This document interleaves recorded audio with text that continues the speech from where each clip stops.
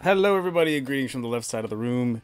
My name is Shoreless, and welcome to Beneath Your Feet. I hope everyone is having a lovely start to their weeks here on this fabulous Tuesday on the Treebeard server. And most of all, I hope everyone's having a great anniversary festival. It's a mega exciting time for the Lord of the Rings online.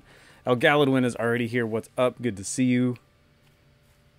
And as you can all see, I'm wearing my marvelous Mordor Collector's Edition gear. I was so jealous of a kinsmate of mine, and I'm talking to you, Gilivranon, because they had this for their High Elf. I was like, man, that is the ultimate High Elf uniform.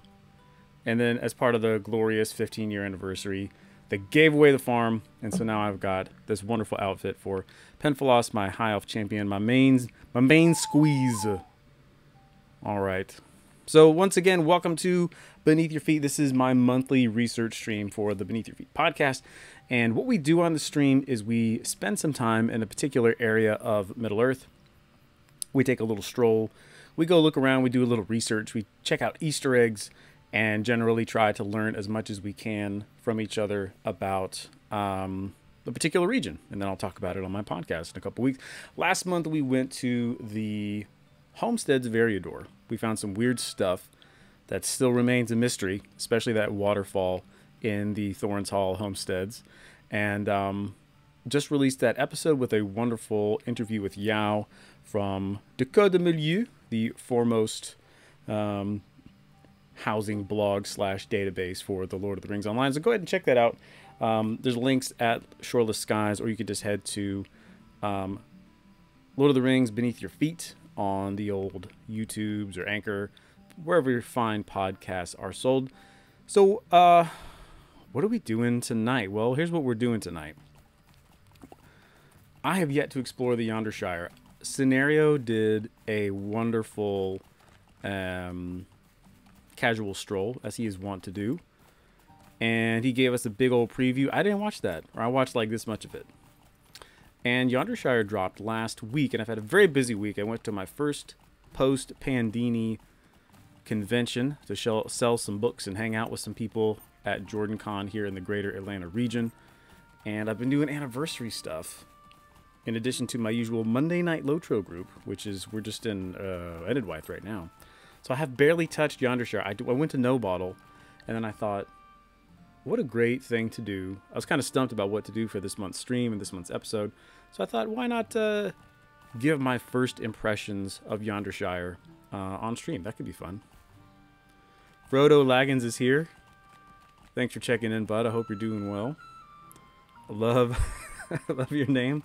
I hope it's not a slight at our game, though it would deserve it because it has been a bit laggy lately, but who could blame them, really?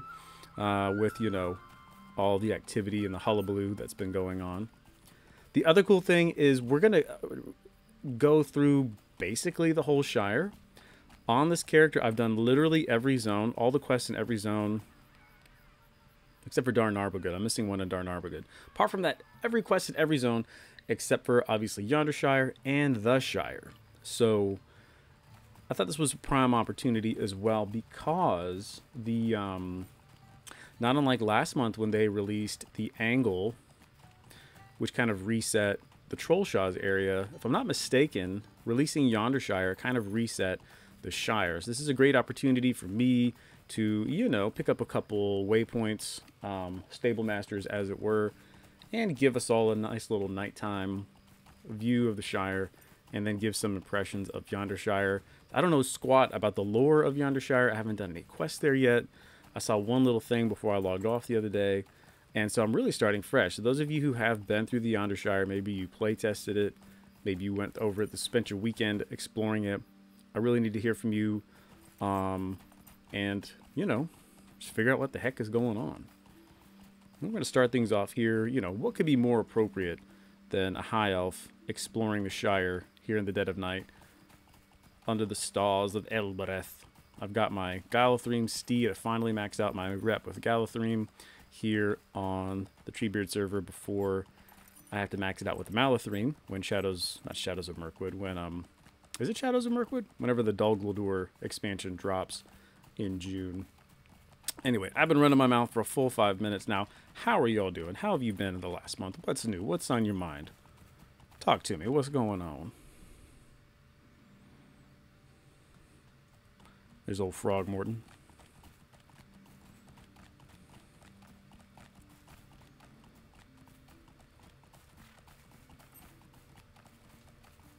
One thing I wish they would do, so we get a little of this in the Springfest, Born Aloft in Springtime quest.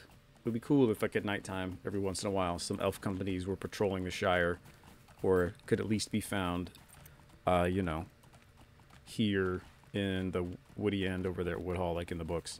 That would be neat. Do you want to know what? I've got one bit of fireworks I need to set off for old Gandalf here at the party tree, so I'm sure you all will not mind if we have a little detour. One thing I do love about this part of the Shire in Hobbit and Bywater is just how how literal the names are. And you want to know what? I've only done a couple episodes of the podcast in the Shire. I did Hobbiton was my first episode. I did a special on Bag End, and I did the Brandywine Bridge. That's really it. So anywhere is really up for grabs for the podcast. Bywater would be near the top of that list. But as I was saying, one thing I just really love is just how literal the names are. Like, it genuinely kind of cracks me up. That the river is just called the Water. And Bywater is called Bywater because it's by the water. And Bag End is called Bag End because it's the end of a bag, which is cul-de-sac in English. So, like, hold on, let me set up these fireworks here. I guess I better turn on the UI. This appears to be the location.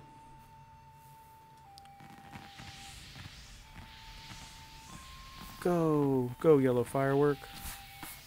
So beautiful. Can you imagine living in Hobbiton this time of year? It would just be like getting shelled 24 hours a day. Skyzer's here. Jinjar is back. So Jinjar says Bag End is called Bag End because the Baggins live there. I don't think that's right. I'm going to be a lore jerk here, and I can't. I'm sorry, I can't cite my sources. You have to forgive me. I'll look it up later. And maybe there is a linguistic connection between Bag End and the Bagginses, but it might have been a letter, something. It might have been the Reader's Companion, but it's stated explicitly that Bag End is called Bag End because cul-de-sac, like we would use for the end of a street, Englished is Bag End. And here we have a cul-de-sac. Well, I mean, it kind of runs out over there, but we have a cul-de-sac. Same thing with the house. The house is kind of like a dead end. So that's my story, and I'm sticking to it. So we have the hill. There's another another fine, absolutely literal name, the hill. And then Bag End is right there. Al Galdwin says bag shot row below. Absolutely. I don't know what that means. You know what? Does that have a particular meaning? Does bag shot mean something? Skyzer, I appreciate that about you. I appreciate that you appreciate that I don't use the UI. I figure, I think I've said this before. My thought when I proposed this stream to Cord was, there's already lots of streams of people just playing the game. And I mean absolutely no disrespect to them. But I want to do something a little bit different. So I figured if I could nix the UI and make it more of a tour where we just kind of talk lore and stuff, it might make it a little bit different. And it might be more fun for you guys as well. I don't know if it is or not. It might make you dizzy doing the camera the way I do it. But yeah, so here we are in Bagshot Row, just as Al Gallowin said. We got the Gaffer Gamgee, the respected gardener, who's been tilling away at that same little plot for a good 15 years now. The man is dedicated. We got some turnips there, some greens, all kinds of goodies there. Strictly delicious. So yeah, I don't know what bagshots means, if there is a particular meaning. Thank you, Skyzer. I'm glad you're enjoying it. But we are not here to admire the Gaffer's gardening, nor are we here to muse on the linguistics of Hobbit place names. Big Bear, watch out.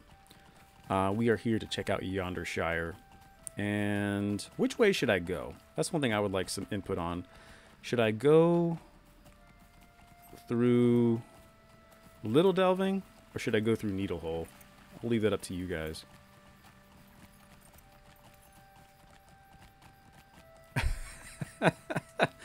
Oh, Galadwin, it would not be an entertaining stream if you didn't fall off a cliff 200 times.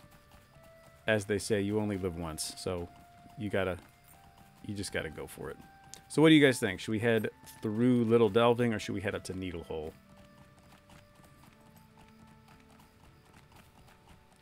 Now, I will say, I just said, like, I'm not like other streamers trying to be a cool guy. There's a good chance I'm going to do some questing tonight because I haven't touched the quest in Yondershire, and I would really like to learn something about the story there. So we may get into some questing tonight, depending on how long our explorations take today. I've been playing the One Ring 2nd Edition tabletop role-playing game. It is excellent, and the starter box has you essentially just doing Hobbit nonsense, which I adore. So you're kind of just running missions for Bilbo. And their version is, I should say, Waymeet is its proper town, and there's a cool walking party in there. Galadwin says, I know Bingo is by Rushick Gate, and I think more stuff is up there. But you get some nice fields by Little Delving. Yeah, that's true. I guess if I want to explore the zone properly, we should go through Rushick Bog, so we're going to start heading in that direction. One thing I'm going to do as well is I'm going to hop off my horse once we actually get to Yondershire to go at a slightly slower pace so we can kind of see more. Alright, so we're passing through the delving fields right now. I guess this wouldn't be delving fields, but we're passing through the fields between Hobbidon and the bog. And just like literally every other zone in the game, except maybe Rohan, maybe Gondor, the Shire, as we see it, first of all, it's essentially just the north, east, and west farthings, and it's all condensed. So everything in the Lord of the Rings Online is essentially somewhat a condensed version. I said Rohan and Gondor probably not, because those are so bloody huge. But, and also as well, I meant to pop this up for you guys and I forgot. I'll pull the image up later once we get to Yondershire. But a lot of this, including Yondershire, is based on the portion of the Shire map that Christopher Tolkien drew for the text. So once we get to the bridge up here, I'll pause and I'll pull that up for you guys so you can see just what the heck I'm talking about. I don't think I've been up here on this character. Maybe I have. I can't remember. So many characters, so little time. And I just finally rolled up a proper brawler. I had a brawler. I boosted on Landravile, and boosting it to a new character with a class I've never played before to level 130 was a bit of an error because I had no idea what all those buttons did, and I did not have the patience nor the focus to figure it out. And so my dwarf brawler on Landravile has just kind of been sitting there in cryostasis for a while. And so there I go, rolling another brawler here on Treebeard when I haven't even finished my due diligence on this old boy. Alright, so here we are. So let me pull up that map. Then we have some things we got to talk about.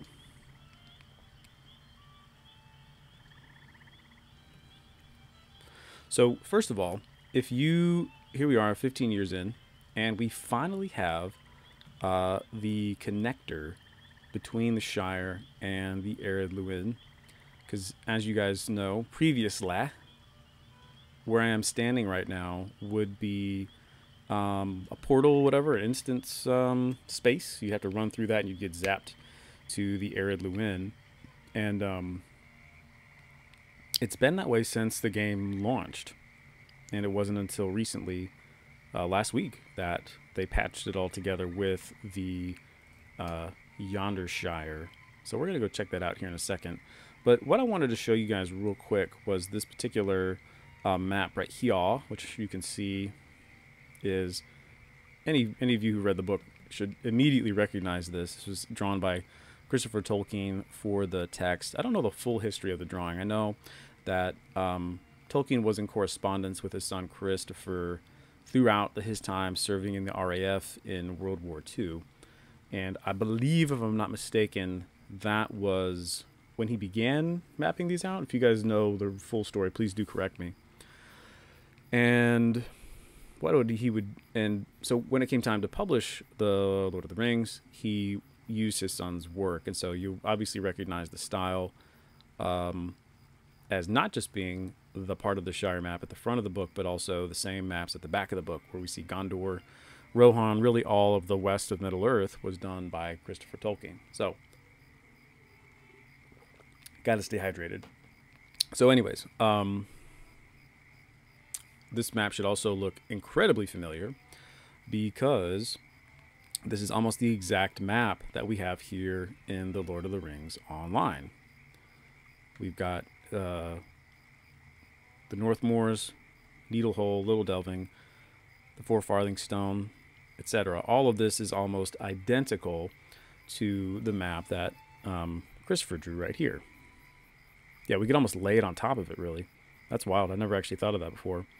But essentially, we can basically lay this map on top and see just what the devs had in mind when they devised the Shire. We have the Woody End, we have all that. Now, that said, like I said, this is just a part of the Shire. This is like the dead center of the Shire, with, I guess technically, yeah, because Hobbiton and the Hill are basically the center of the Shire. They're not the capital. Mickle Delving is the capital. And so this is what we get. We got all of these places are easily recognizable from LOTRO. Now, Needlehole is here. That's where we are right about now. Little Delving is over here. There is a back way to Yondershire through the Little Delving, but from the little bit I've done looking into Yondershire, the principal town is No Bottle, which is right about there, I think. Yeah, that's No Bottle, right? So we're Needlehole. We're about to head over to No Bottle. That's the main town, I believe, of Yondershire. So here's where the fun begins. Because the one thing I did catch... Okay, we're going off-roading. I want to kind of see what's going on here. The one thing I did catch from Scenario's stream was that somebody asked, and this is the thing I asked as soon as the zone was announced, is why in the world are they calling this area Yondershire? There's no such place in the book. And somebody asked that question on stream, and Scenario's point was that, well, this is kind of an amalgam of different places in the Shire and that aren't specified and grouped together in the text. All right, where the heck am I now? Okay, so hold on. So there's Bingo. What's up, Bingo? How are you now? Now, hold on. I want to go back and explore over here. Does that just take us back to the Little Delving? So in any case, Scenario was making the point that, like, the North Moors are mentioned in the book. No Bottle, as I just pointed out, is mentioned in the book. The Far Downs are mentioned in the book. The White Downs. All these other spots are mentioned in the book. But they, to create Yondershire, it became a kind of composite of these sort of exterior places in the Shire. Okay, so here we go. Yeah, Longcleave is mentioned in the book. The North Moors are mentioned in the book. No Bottle. Gamage is mentioned in the book. Tiefield is mentioned in the book. So my understanding of what they did, and again, if you paid more attention to Scenario Stream and I'm a little mistaken, I would love for you to chime in. My understanding is that they took all these spots and just kind of stuck them together to create this space between the Shire and the Blue Mountains. Seems to be the case. Okay, so let's, what do you think? The Old Links, it seems like a golf course. We got to check that out as well. So where to begin? This looks so cool. Well, we must begin in No Bottle, right? Where else could we begin? So let me turn my horse around. We're going to go talk to Bingo and then head over to No Bottle. Because, again, I just peeked my head in here the other day, and No Bottle was the name that I recognized first. And one thing we know about No Bottle is, as I just showed you, it's mentioned on that map that Christopher Tolkien created. But I'm pretty sure that's all we know about it, is that it's on the map. I believe No Bottle, according to Tolkien Gateway, is an actual township in England. And so I believe it drew its inspiration from the real world. Might I have a word with you? Well, you may. Yeah, it is an actual English place name. I don't know what it means. Maybe they don't make bottles there, but that's kind of odd. A visit to Yondershire. Hello there, Penfolos. This is a pleasant surprise. I haven't done the bingo quest. He doesn't actually know me. You're a poser, Bingo, and a liar. He's on his way to Yondershire to welcome his cousin Priska's daughter Angelica to her new home. She's not in her tweens anymore, you see, and has purchased a home in no bottle. They do grow up fast. They do. Classic Bingo. They do grow up fast, these kids.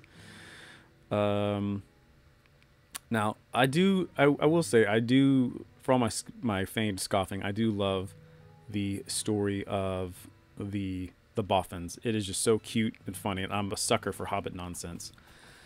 So if you missed it, through the Bingo Boffin. Oh, what's up, Bounder? Oh, it's a Lothos Bounder. Oh, very interesting. The plot thickens. The turntables. So already we see there's some mischief about. World Lothos Sackville has begun perhaps buying up land. Maybe to sell to somebody named Sharky. Could be. Oh, y'all don't let me forget to take some screenshots, because them's importance. So I'm gonna go ahead and grab one of this little marsh here. All right. Yeah, if you've never done the Boffin, the Bingo Boffin questline, it is hilarious, and you get some sweet rewards. And through that and through their little quest line from the Fall Festival, you get to know quite a few of his cousins and stuff, and it's just chef's kiss. Hobbit hilariousness. So here we are in no bottle. This already seems quite large. I mean, oh, we can go in here. What's in there? We're just going to intrude on a Hobbit. Is it a tavern? Hubo Clanger's house. First of all, I'm feeling this decor. We did talk about this with Yao on the podcast, that quite a few Hobbit items are available now in the Yondershire. And oh my goodness, this looks so good. The lighting. Goodness gracious, this is so good looking. I want to live here. If you check out my episode that I did with Scenario, he talks about how he's a little bit uncomfortable, I guess that would be a fair word to use, with the original Shire designs. And Bree as well, though they redid Bree a few years ago, but especially with Shire because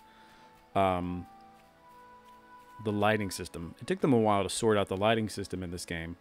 And once they did, we have the brilliant lighting that we have now, especially like with the new Erebor housing. And we were speaking specifically about inns and the like. And his point was that the Shire inns don't quite look right because they haven't been able to go back and redo the lighting. So I'm looking forward to seeing what this Hobbit construction looks like with the more contemporary lighting systems that are in the game now.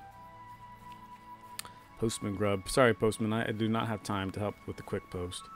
But I do have loads of time. I got all kinds of time for Fatty Bulger. What is Fatty the Bulger doing here? Good day. Might I have a word with you? Where's the pub, El Galadwin? Where's the pub in this town?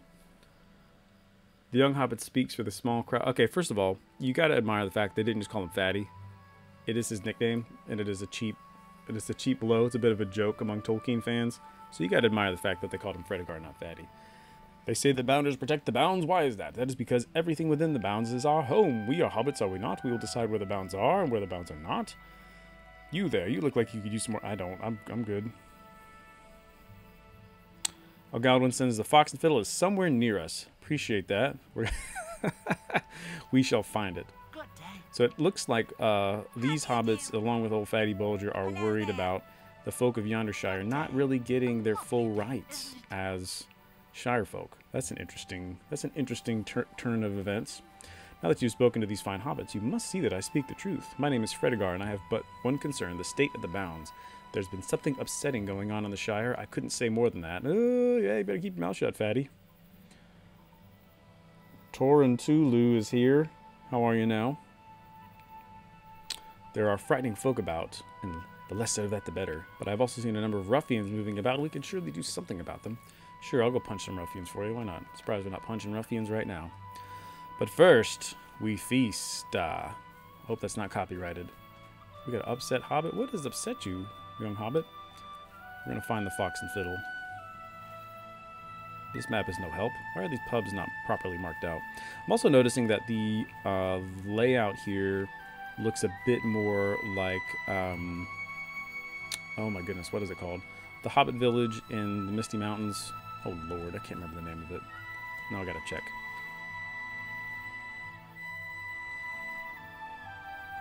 Lindleby. It does look like Lindleby. Alright, we gotta find this pub. This is tantamount. Or paramount, excuse me. Is this it? This looks like a pub. There's no sign. Oh, there it is. Fox and the Fiddle. Yes. Thank you, O'Galadwin. We found it. Dude, this looks so good. I could not be a bounder because I would just always be distracted by all the pubs. Hello there. Oh man, Might I speak with so you much alone? hobbity goodness. But we must stay the course, friends. We must explore the Yondershire. Wow, it's huge. So good.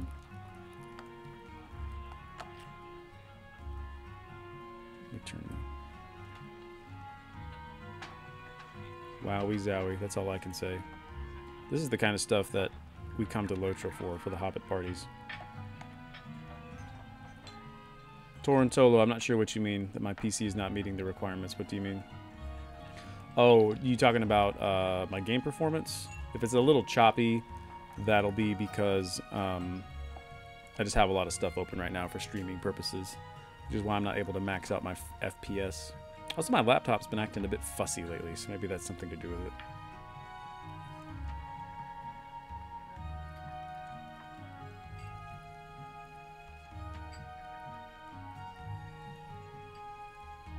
Plus, my connection's not the best either. It is what it is.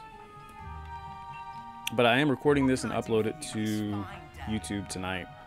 So if it's just not happening for you, you're welcome to check me out on YouTube tomorrow morning. Blue Blood Moon's here. How are you now? We're just getting lit over here in Yondershire. That was actually a pretty stupid idea. I want to go ahead and apologize because it's going to really jack up the stream now if you thought it looked bad before. Sorry about that. Alright, let's crack on here. Ooh. Things are getting wobbly. That was a bad... Wine was a bad choice. Okay. Let's check. Let's consult our map here. And we'll go sleep it off. Let's see. Foxden Heath. I would like to see the old links. So we're going to keep exploring around. If there are any extremely important quest points, you can shout them out. Otherwise, we're just going to kind of crack on here. As I rue my mistake. That was very foolish of me. So, sorry about that. The booze will wear off soon, and the stream shall return to its normal choppy quality.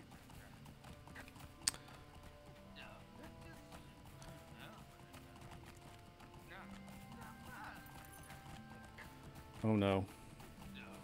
Sorry, Blood Moon. Torrentolu, not totally sure what you're asking about, bud.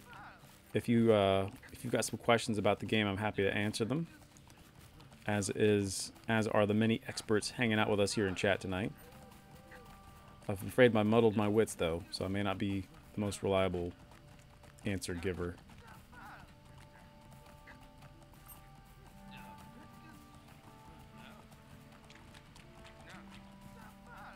Make sure I'm going the right way. Yeah, okay, we're good. We're going to stay to the left. We're going to stick to the road. And we're going to go check out the links. And I'm also curious to see how they connected this to Evendim and the farm there. Yeah, I know about the post-processing thing. Is that... Yeah, let's try that. That's a good idea. That doesn't mess... The reason why I didn't go for it is because I wasn't sure what else it would mess up.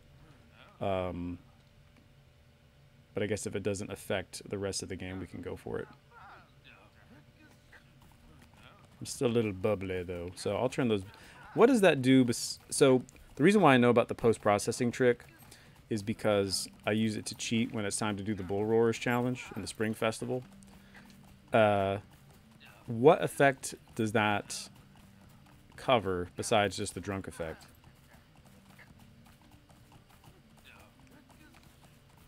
Oh, Galvin says the water looks bad. Okay, that'll do it. All right, well, I'll keep it off until I sober up, and then we'll turn it back on. We're entering into some interesting woods. It looks a lot like Bindoble Wood, and we would be near... We would be near there. So if you've ever adventured up here in the Shire, you know exactly what that is and what we're talking about. In fact, let's head that way and see if this connects to the Bindoble Wood. One of my no, it doesn't. We already hit a wall.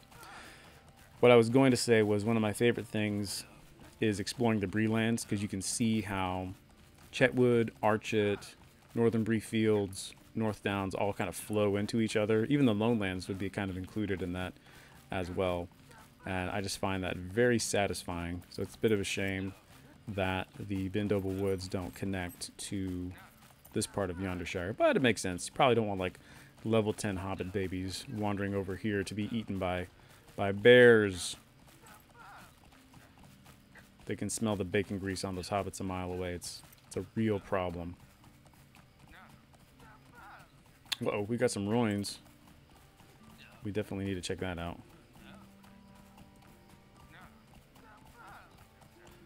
Torrentulu asks, do we know how many people are playing LOTRO? We don't have specific numbers. The most consistent numbers we have were released last year, I believe, maybe the year before, in a producer's, what was that? An investor's presentation. I don't remember the number off the top of my head, but it's doing just fine. And all of the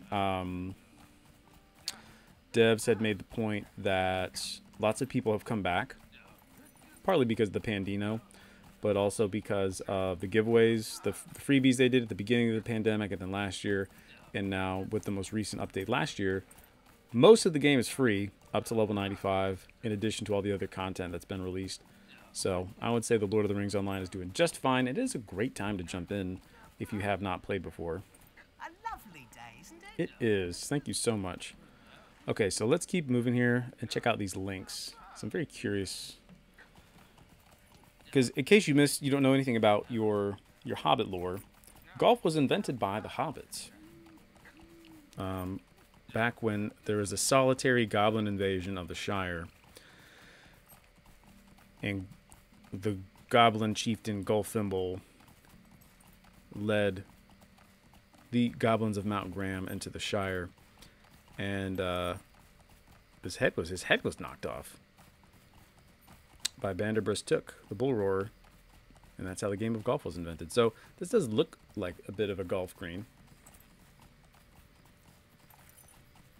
Thank you, O'Galdwin. Appreciate that.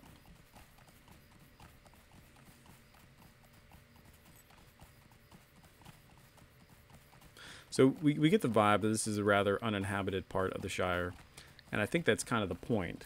We are somewhat beyond the bounds, as is pointed out in some of the previews, but then in that quest text we just read from Fatty Bolger about we're in this weird in-between. So it makes sense that this would be sparse. Oh yeah, look at that. That looks bad. You guys ready for some magic? Because I believe I've sobered up. Yeah.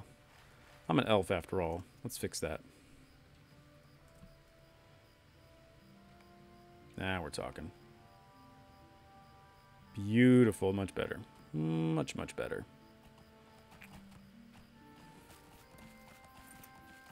So anyways, it makes sense that it would be kind of sparse out here. So let's see how this connects to Evendom. Then we'll head back and we'll do a bit more research. We're going to explore those ruins and see what we can find, and think about how it connects to the story at large. Alright, so we get into the quintessential LOTRO Valley, which is kind of funneling us towards Evendom. And, what is this village called? Oatbarton.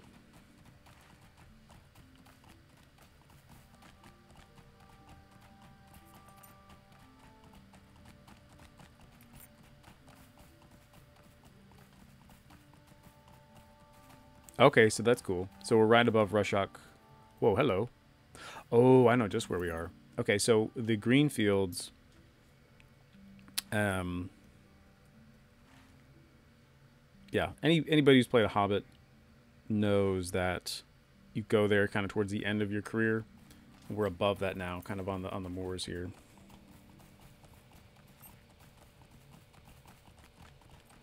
Tell us more, Frodo Laggins. Tell us about this bug you've observed. All right, so this is how we get to even. That's cool. So if you haven't picked up on it yet, I'm all for a unified, just Middle Earth. So the fewer valleys, the better. The fewer imaginary walls, the better.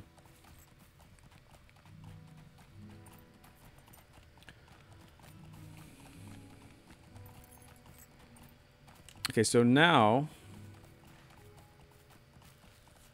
let's head to Tyrehod. That's an interesting Elvish name. And Barforhoth. Baroth. So I want to investigate these ruins, and then I want to start looking at some of these place names as well, like Longcleave and Gamich, because I recognize all those names for the books, but I don't quite know where they come from.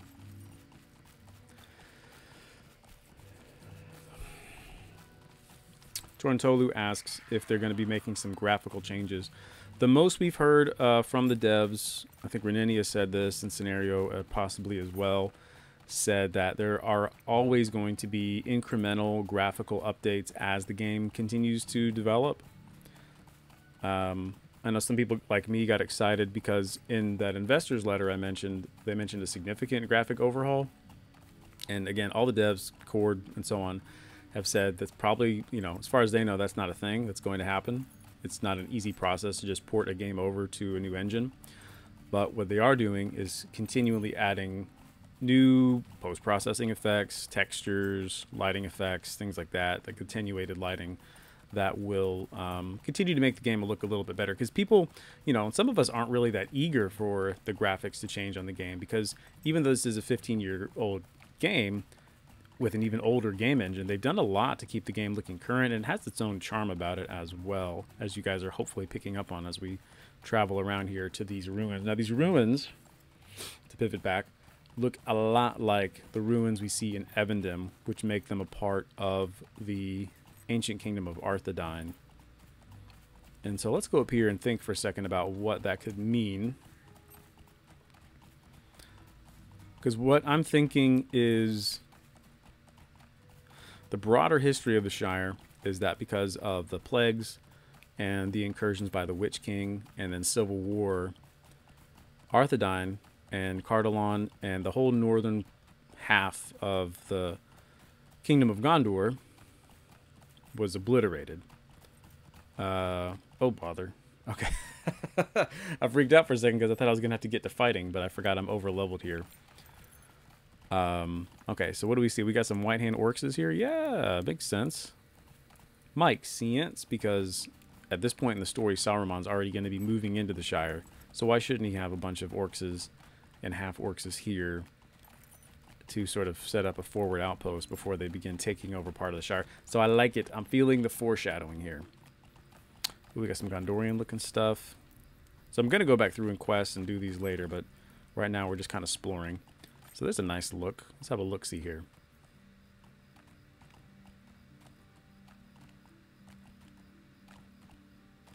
Evendem. All right, a couple things we should think about here. And you guys tell me how you feel about this as well. All right, I think that's a nice looking view. Let's go with that. Let's refer to our map. So here we are. Tirehead is here. Evendem is here. So we are on, like, here's the Yondershire. We're kind of on the southern coast, but not coast, southern shore of Evendem. So yeah, so you can see my arrow right there, and here's Evendem. So we're right along the bounds here. Numinos is right there. So I mentioned the broader history of the Shire. So up until after the point I mentioned where the North Kingdom was obliterated and reduced to just the rangers that we know and love, the land that became the Shire was totally uninhabited and empty. And we see remnants of it's a history in the Shire. They've done a good job of that in the Lord of the Rings Online. So I'm thinking down here in Budgeford, there are some ruins that mirror those of the Bree land. So on and so forth. There's a few others that I can't think of right now. And so that's why the hobbits were given permission by the king to live there. And so it makes sense that up here in the Yondershire, in this kind of no man's land between the Shire and Evendom, that we would have these kind of outposts as well, and that they would be abandoned. Though I wonder why the Rangers aren't doing more to protect them. Maybe they're too busy with Numenos. Fanshin talks about how we don't know about the game graphics, but they are working on the 4K UI. You're absolutely right. That seems to be something a lot of people are asking for, is an updated 4K UI. And so I think that's something we'll see sooner. I'm not a dev. I don't work on the game. It's just my speculation. But I have to think that we're going to see that sooner rather than later because it pops up a lot. You guys like this inappropriate, cheerful Hobbit music in a camp full of half-orcs? So yeah, I don't have a big 4K monitor. I'm tempted to get one. A buddy of mine who I play with has one. And he's constantly losing his mouse. And so that seems to be the case for a lot of folks. Hopefully they'll have that done soon. All right, let's head across. Let's head over to Longcleave. I think what I'm going to do is hop on my horse here. And we're going to head that way. And we're going to spend some Shire bucks to take the auto horse because I want to do a bit of research and looking up as we travel. If I wanted to make a really gangster move, I would set my speed to walk before I bought my horse, because that way the horse will go nice and slow. But I don't want to subject you people to that. Insecure enough as it is as a streamer.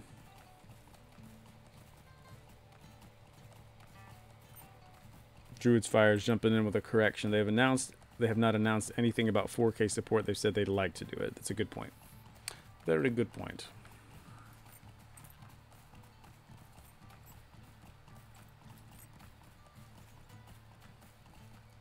Hello there. Hello there. Let's head to Longcleave. Figure out what's going on with Longcleave. All right, so I'm going to look it up because that's one that Longcleave and Gamage are ones that are mentioned in the book. So let's do a quick bit of research here as our horses take us to where we're going.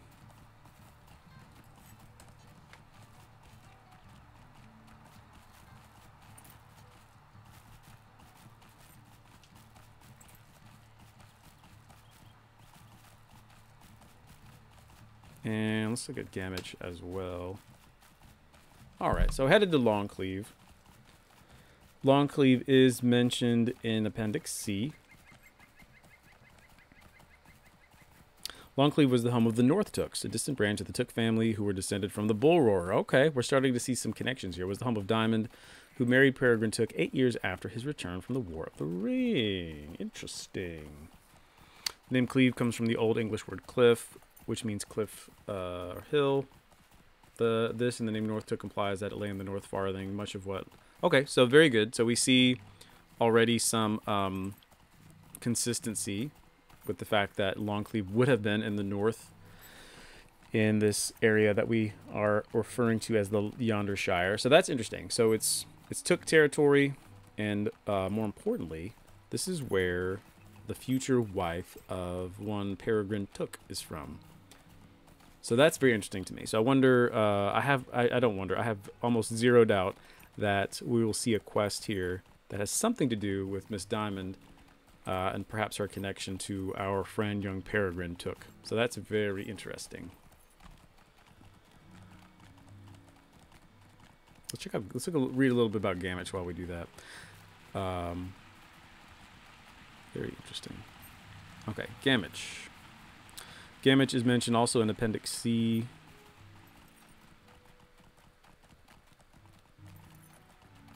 Okay, that's where Hamfast Gamgee was from.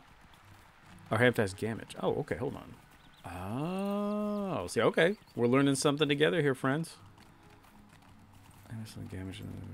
Okay, so it looks like, just like in the real world, you know, there's a meme going around where you see George R. R. Martin, and it says, has an idea, writes a book. You see what's her face from Harry Potter, respectfully, I can't think of her name. Has an idea, writes a book. Then you see Tolkien, and it says, creates a village, or creates a language, needs a story for the language to work in. And so just like in the real world, names and place names and words in general change over time. So it looks like well, first we got to stop in the pub for a pint. It looks like the Gamgees, including our dear Samwise Gamgee, come from Gamich, which over time mutated to Gamgee. I'm sure some of you geniuses out there knew it. I did not know that. Here we are. What a beautiful pub. Wowie zowie. Dude, the pubs are so much more interesting. Maybe it's because we've been looking at the same Shire pubs for 15 years. But this one is piquing my interest. Wow, wow, wow. This episode might have to be the pubs of Yondershire. So good.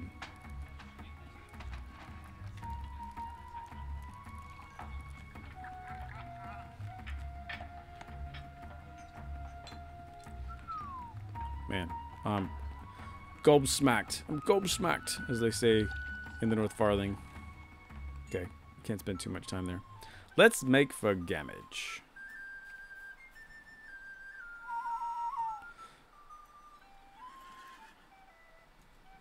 So one other thing that's interesting, as we're speaking of Tolkien and his training and I would say priority as a linguist, or I guess phonologist, even though we don't really separate phonology from philology. Excuse me, I said phonology. Philology.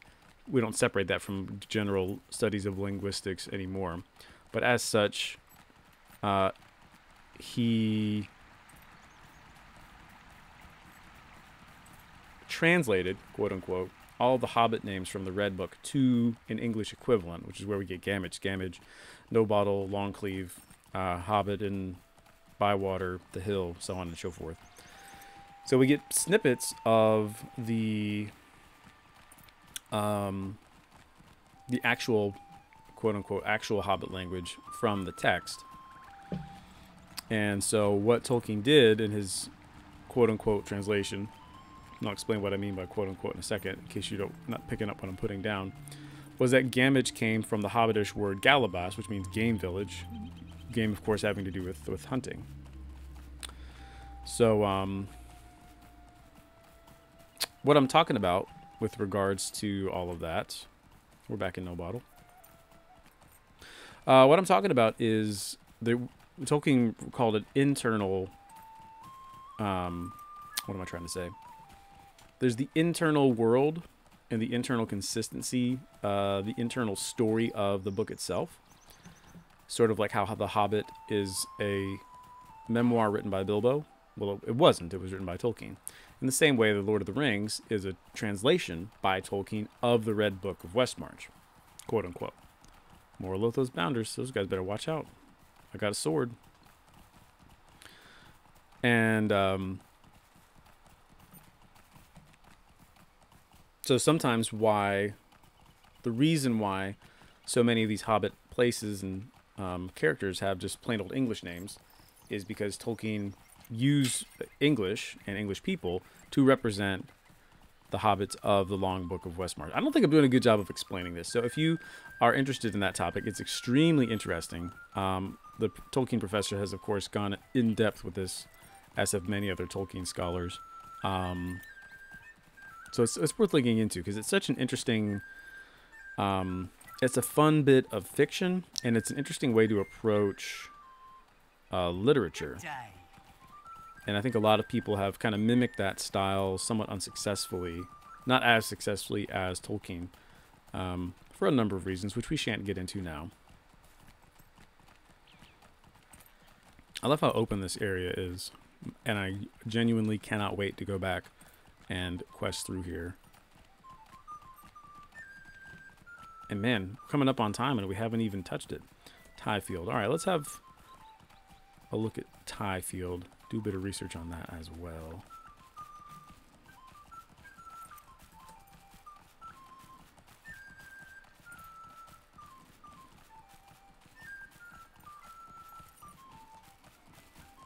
Classic Hobbit gate. And here we are in Gamage. Already, we see that the devs stuck to the plan here. So if Gamage is a game village, then there must be woods, there must be hunting, there must be lots of animals about, and we can already kind of see some of that. So that's super cool so far. And I have a feeling if we talk to this person, we might be asked to do a bit of hunting, but we shall see. This reminds me of that frog, not Frogmorton. There's a village in Rohan that's right on the marshes that gives me a similar vibe to this. Ah, it's so good. The oak trees and the willows.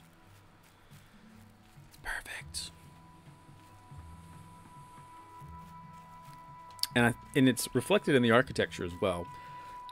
We talked about this a bit with the Yondershire, not Yondershire, the Lindleby episode, and a little bit in the previous episode with the housing, and that's to do with Hobbit architecture. So traditionally, historically, Hobbits lived in holes, and it kind of went out of fashion. But you can see in places like Tuckborough and Hobbiton, where it's very hilly, the holes are still kind of in fashion.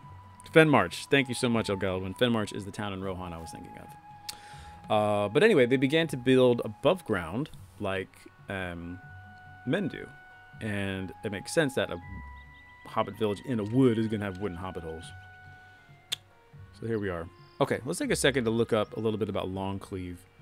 Or excuse me, Tiefield, before we kind of wrap things up here. Tiefield was a village or town located somewhere in the Shire. It is mentioned in the Appendix C. That's something I don't think about a lot, is because I don't really go in for the family trees and stuff. It's just not that interesting to me. There's still some nuggets there.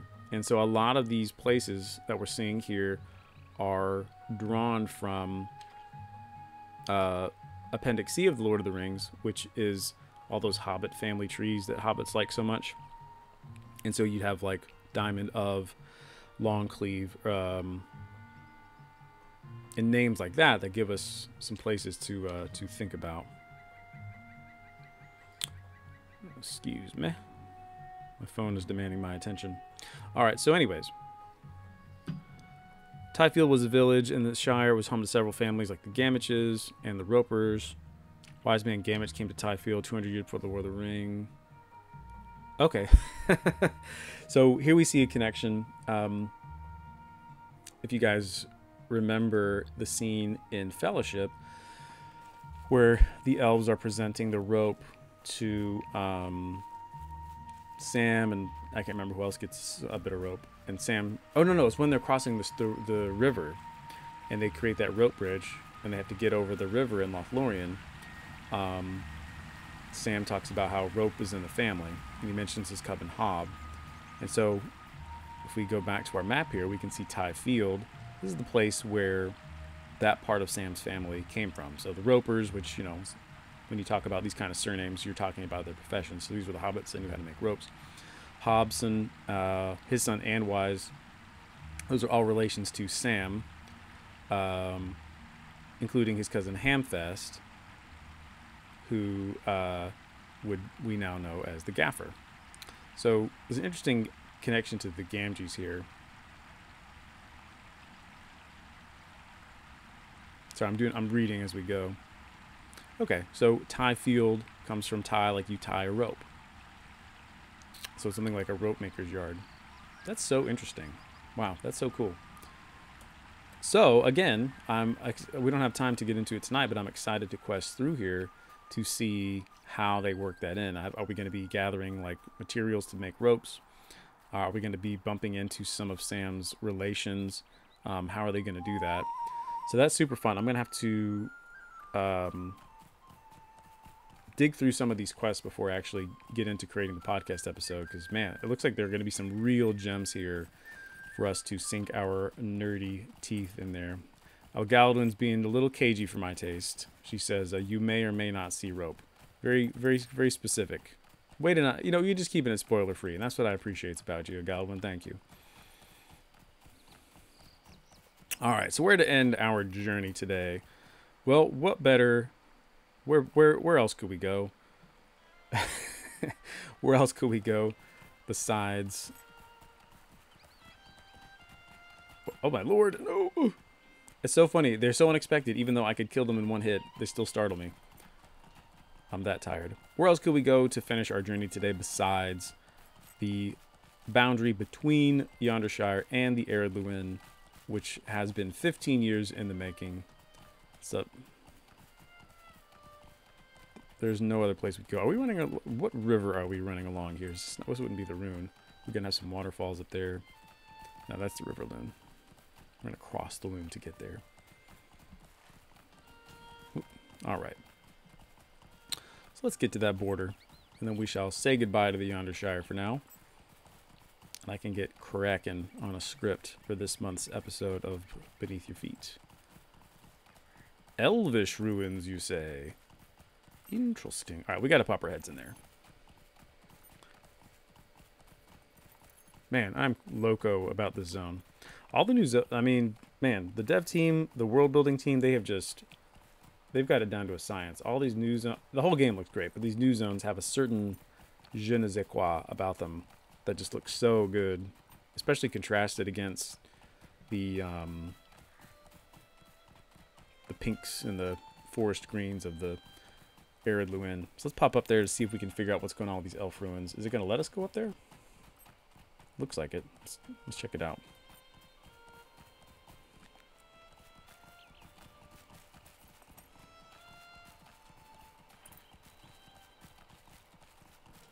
Let me turn the UI on. Okay, Tam Amethyr. Interesting. Are there elves? Nope. Surprise, there's half-orcs. Wouldn't you know it? Half-orcs in need of talking to, no doubt. So we are in kind of the North Moors. So I like that it's kind of has that windswept more quality about it. That makes sense to me.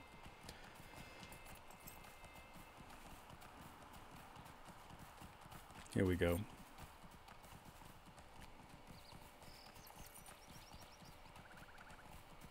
So my mission this week is to not let myself get distracted by my brawler or by all the billions of other games on my to-play list, but to really get into the Yondershire, get into the quest text, see what it's all about. So they're all good, and you know what's nice? I feel, and again, this is my plug for the Treebeard server. Everything is so approachable because I'm at a good point in the end game that it doesn't matter if I take, you know, a couple hours to explore this new zone. I'm not distracting myself from the end game, and that's what I appreciate about the Treebeard server. So here we are at, oh, this doesn't look right. Is this bad guys? Interesting. An abandoned camp. Wouldn't mind setting up their footprints so we know where that's going. And here we are. We crossed the Elvish Bridge, we crossed the River Loon, and we are now in Arid Lewin. And there you have it, people. The transition, 15 years in the making. We no longer have to pass through the Wall of Doom to get to Arid Lewin from the Shire. Here we are. So good. Well, I want to thank all of you for joining me tonight. This was super duper fun. It was a little bit different. I came in intentionally unprepared, I should say. And it was cool to kind of learn about Yondershire with all of you. And I appreciate all of you hanging out with me and chiming in. Quinn, you are most welcome. I hope you had a good time. Hopefully my rambling taught you a thing or two. I know I definitely learned a thing or two about hobbits and the Shire and Yondershire as well. So, where to end things tonight? All right. So first of all, check me out at Shoreless Skies on Twitter. If you are not on LOTRO Twitter, that's where all the fun is happening, at least for now. Who knows what's going on with Twitter these days. Make sure you follow Algaladwin and LOTRO Screens and all the other wonderful LOTRO Twitter content producers. And also follow me on there because that is when I will let you know when the next episode of the Beneath Your Feet podcast is up as I take you through Yondershire. So thanks again. Really appreciate you guys. I will be back next month, and I'll see you next time when we go Beneath Your Feet. Bye, everybody.